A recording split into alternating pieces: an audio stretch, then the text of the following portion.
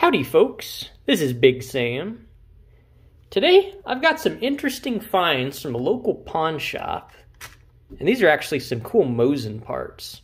So we're going to go through these and see what we found here, maybe help you kind of determine some of your own parts you have laying around, or maybe some parts that you'll potentially find at a pawn shop like this.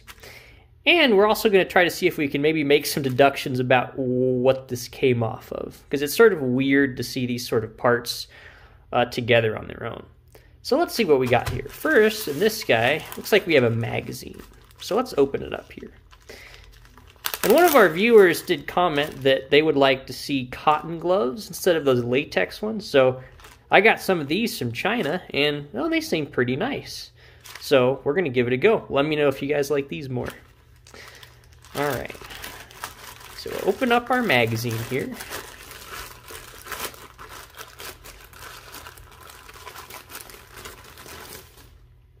All right, so we got a nice example of a Mosin Nagant magazine. All right, now some of y'all have been attentive watchers of the channel, and I really appreciate that. And you'll immediately notice these rivets right here. So that already tells us this magazine's probably pre-mid-1930s. Just right off the bat. Because remember, in the middle of the 1930s, they switched from riveting these magazines together to actually just welding them. So this is the older style. This is what we would call a Type 1 magazine body here. Let's take a closer look at some of the markings, though. Looks like we don't have any markings on the bottom, so that doesn't necessarily tell us a whole lot about what this is. However, it is pretty common to see this from Finnish guns. So right off the bat, I'm kind of suspicious that this came off of a Finnish Mosin. Now, if we look here on the bottom of the body, we're going to see our Izhevsk bow and arrow. So now we know that this magazine body was produced by the Izhevsk factory before 1928. Now, do you think we can narrow it down any more? Well, let's take a closer look here. So the way we could narrow this down is we would look in this area, and I'll show you why. Right here, we can see we have an older magazine. You see this wear spot right here? Well, this wear spot, it comes from the fact that this used to have a sling swivel on the magazine. Mosin Nagant M91 rifles, just the M91 pattern, had sling swivels on the magazine before 1910. And we can see here, if we look closer at the markings, this one was produced by the Châteauroux arsenal in France, and every single magazine produced by the Châteauroux arsenal originally had a sling swivel. Actually, the Châteauroux factory is the only factory to produce Mosins where every magazine they made had sling swivels on them. This is what a sling swivel would have looked like. Now notice on here, we don't see this wear spot. But the fact that this is an Izhevsk makes it non-conclusive whether this is pre or post 1910. You see, let's say this had a Tula marking here, like this guy does. See, this has a Tula hammer. Well, if this had a Tula hammer and it didn't have this wear pattern, then we could be sure that this particular magazine was produced after 1910. But why can't we be as confident with an Izhevsk? Well, remember I said every M91 rifle produced before 1910 had a sling swivel. Here's the problem. The Izhevsk factory made 3 other patterns of rifle before 1910. We have the Dragoon rifle, we have the Cossack rifle, and we have the 1907 carbine rifle. And all 3 of those variants did not have a sling swivel originally. They would have looked like just like this, the later pattern after the sling swivel. And the reason for that is because they had holes in the stock for slings. They already had provisions for mounting a sling. They didn't need the magazine sling swivel. Early M91s had no holes in the stock. That's why we have this weird sling swivel on here. So the fact that this is a pre-28 Izhevsk, it could be from a rifle, an M91 made after 1910, or this could be from, well, quite frankly, a Dragoon or Cossack or 1907 carbine after 1910. But it could also be one of those 3 other variants from before 1910. So just from that, it's sort of hard to tell what this came from. But it's certainly interesting. This could have come off of anything from an M91 rifle produced during World War I. This would be correct for that. This could be from an 1894 Dragoon rifle, or this could be from, you know, what we would call today an ex-Dragoon, or what was originally a Dragoon, but maybe made even upwards into the late 1920s. We're just not too sure. So this could be a lot of things, and it's one of the interesting things that can make understanding what things came from just a little bit trickier. Let's go ahead and take the floor plate out and see if we can see any markings on it. All right. What we can see here, and this is sort of cool. Let me get my pointer. All right, by now my really dirty toothpick, which you've probably seen many times on the channel. Right here, we've got our Izhevsk bow and arrow. Look at that, that's pretty small. Oh, that's kind of cool. There's some kind of unknown proof mark there. Probably some kind of an inspector marking. Sometimes you'll see as well some markings. Oh, that's interesting. So we see right here, this appears to be the letter E with an arrow coming out of the left side of it. See if we can see anything on the other side. I'll tell you why that's important here in a minute. See if there's any other markings. I'm just really fascinated by these Mosin Nagant followers. Like, this is such an interesting and intricate yet simple design. It's pretty cool. Okay, but back to this guy here. Remember, this bottom part here, this bottom piece, is going to be made by the Izhevsk factory. However, this piece right here, which it connects to via this pin, see that marking there? That is very distinctive of a New England Westinghouse marking. So that's quite fascinating. So while we had the bottom floor plate was produced by the Izhevsk factory, this piece was produced by the New England Westinghouse factory here in Massachusetts, probably from between 1916 and 1918. Now, this already really now tells me that this almost certainly came off of a Finnish rifle, because it's very common to see New England Westinghouse parts used on Finnish guns. So, if you got a Mosin laying around your house, maybe go ahead and just take, you saw how easy it is to take out the magazine follower. Just pop it out and see if you can find any cool markings on it. You may be surprised about what you find. Okay, so this probably came off of a Finnish gun, and this was made by the Izhevsk factory. Most of it was probably a long time ago. The only thing we can say about the date is pre-1928, remember. So it at least pretty old, if not very old. Let's take a look now at our other parts. We got a whole menagerie of things here. All right, now the first thing is we found a couple stripper clips for 99 cents. All right, that one needs to be bent out a little bit, but for 99 cents, I mean, you can't really argue too much with that. And the next thing here, this is cool. This is a Type 1 M91 barrel band. We can see we have some unknown foreign substance or virus, something bad on there. Let's see if there's any neat markings on this one on the side here. Oh, right there. That looks like a Tula hammer to me. So I'm going to go with that. Now, sometimes these will lose tension, so we're going to see if we can actually tighten this guy up here. Remember, it's with M91 barrel bands, it's the opposite of what you want to do. So if I want to tighten it, I actually have to loosen the screw. So to the right, or to the left, excuse me. anti-clockwise, as they say, over the pond. So you can see I'm loosening the screw, but I'm actually tightening the barrel band. So that's pretty cool. It actually does tighten, so this works. That's cool. These are kind of hard to get, so that's nice to have on hand. Maybe we'll see that again later on the channel.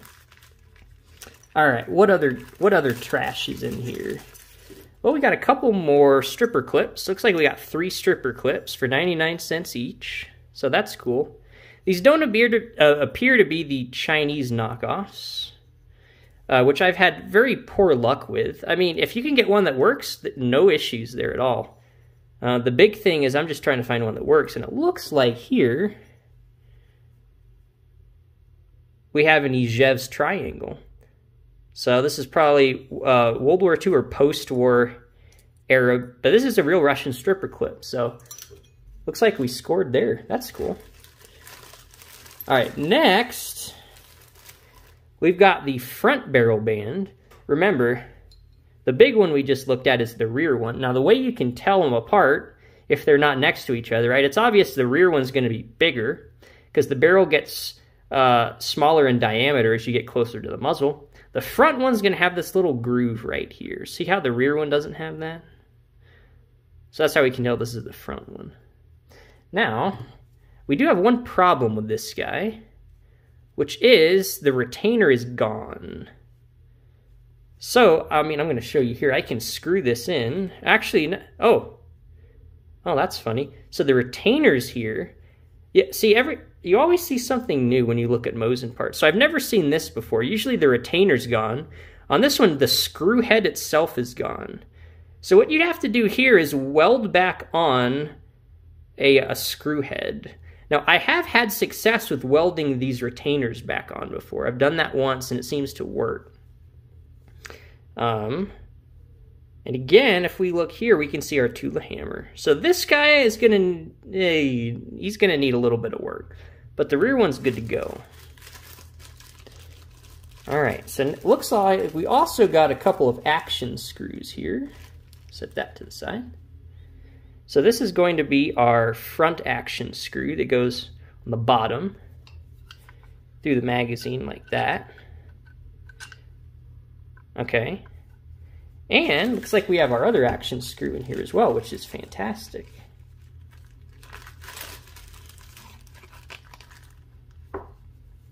So this one is what screws into the magazine here from the top. Just like that. So we got both of our action screws. That's really cool.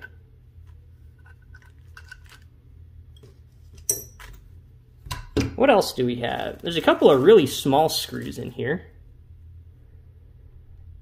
Now these aren't actually original parts of the Mosin Nagant rifle. What these are, probably added by Finland, because it's pretty common to see these on Finnish Mosins.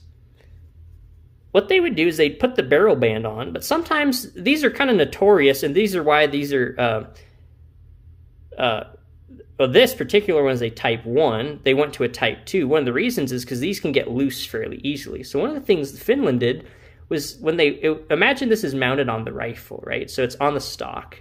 They'd put these screws into the stock in front of it, and it would sort of help it prevent it from wobbling up and down like that, back and forth. So it'd try to keep it in place. So that's why you would see these would actually go, and if you look on yours, if you have like a Finnish M91, you may see like weird little small holes in the stock in front of the barrel bands. That's probably because at one point it had these, but it lost these. So that's what these little guys are for.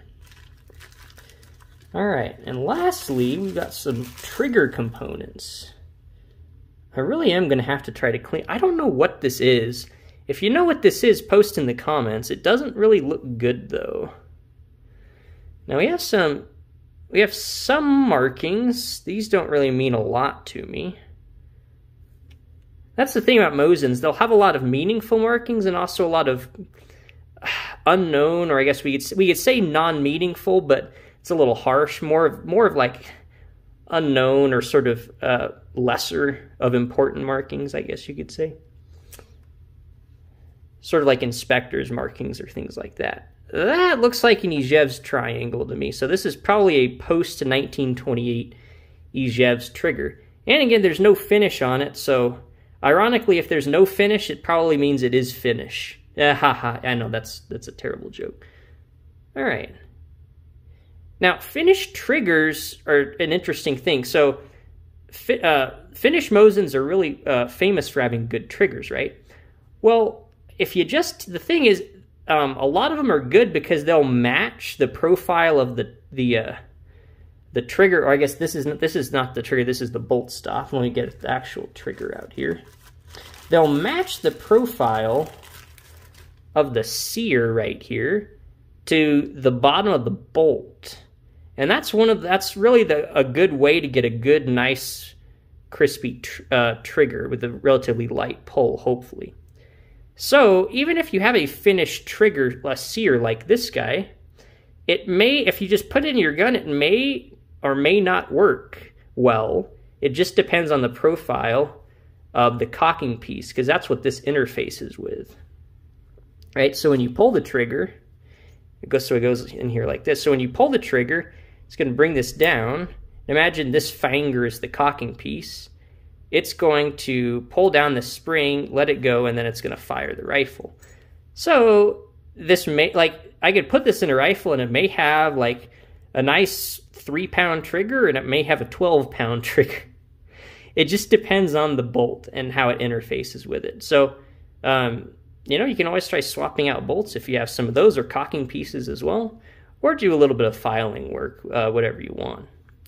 But I'm looking around for markings here. It's hard to see because we have this, I hope I don't turn into a zombie after this video. I don't really see too many markings on this guy. There may be some here. We can try to clean this up more. This may be like some sort of accurizing glue thing or something. That might be a marking, I'm not sure. All right, well, the jury's still out on exactly who made this, but it's probably a finish part. So what it looks like here is we have a bunch of parts from a finished Mosin. Now, why do we have these parts? This is where it gets interesting. We have the trigger, the magazine, and the barrel bands. And these. Well, I'm almost certain I know what this, why. I believe this came off of a Finnish M91 rifle because of the barrel bands. And what happened was, I believe the owner decided to put this in an Archangel stock with a Timney trigger. Because if you did that, you would get rid of the original trigger components, you'd get rid of the magazine, you would get rid of the barrel bands, you'd also get rid of the action screws, because the Archangel stock comes with proprietary action screws. You can try to use the original rear action screw, but this action screw will not work with an Archangel stock, mainly because of the length. And I believe it's the length, maybe the width, I forget, but one of the two. And again, you can reuse this. However, the Archangel stock does come with a replacement one of these, and they're both socket head screws. So that would make perfect sense as to why these parts would have ended up at a pawn shop. So hopefully the barrel wasn't cut down, but either way, an Archangel Mosin with a Timney trigger, that's probably going to be a pretty nice shooting gun, I would imagine. So hopefully the owner's having some fun with it, and we get to look at some cool Mosin parts. So I guess it worked out pretty well for everyone. Well, thanks for watching, guys. Hope you enjoyed taking another look at some interesting Mosin Nagant paraphernalia. If you like this kind of stuff, please consider subscribing. We have only scratched the surface. Please let me know if y'all have any prayer requests, and I'll see you next time.